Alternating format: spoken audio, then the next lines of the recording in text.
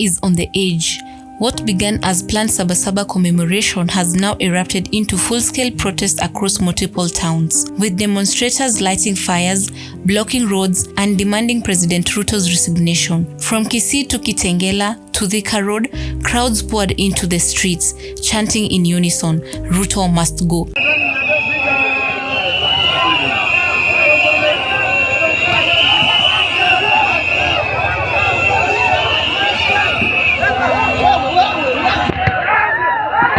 In Kisii, the protests were massive.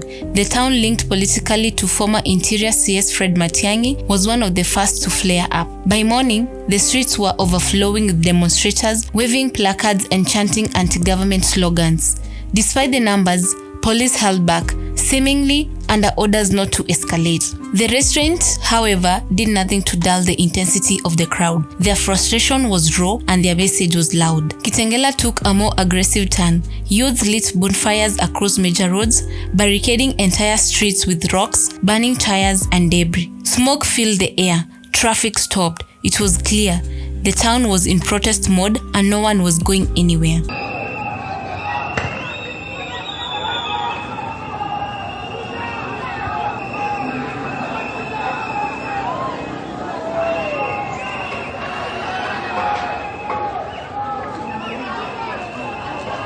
Meanwhile, Thika Road saw confrontation as protesters tried to take control of sections of the highway. Police used tear gas and water cannons to scatter the growing crowds, but like a tide, they kept regrouping. The running battles turned parts of the superhighway into war zones. Traffic was at a standstill and fear gripped motorists trapped between chaos and police response. Inside Nairobi, the capital was in shutdown. Nothing was moving.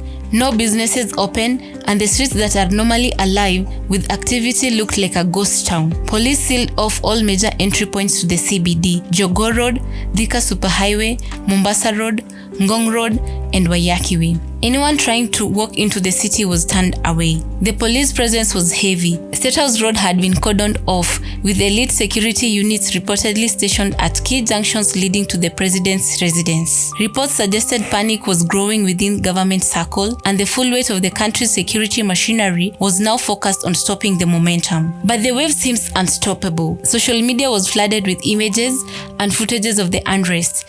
Burning streets, tear gas clouds, crowds shouting for change. The message was consistent. People are tired of economic struggles, political deafness, and a system that feels rigged against them. The protest wasn't just about the Saba-Saba history, it was a warning shot.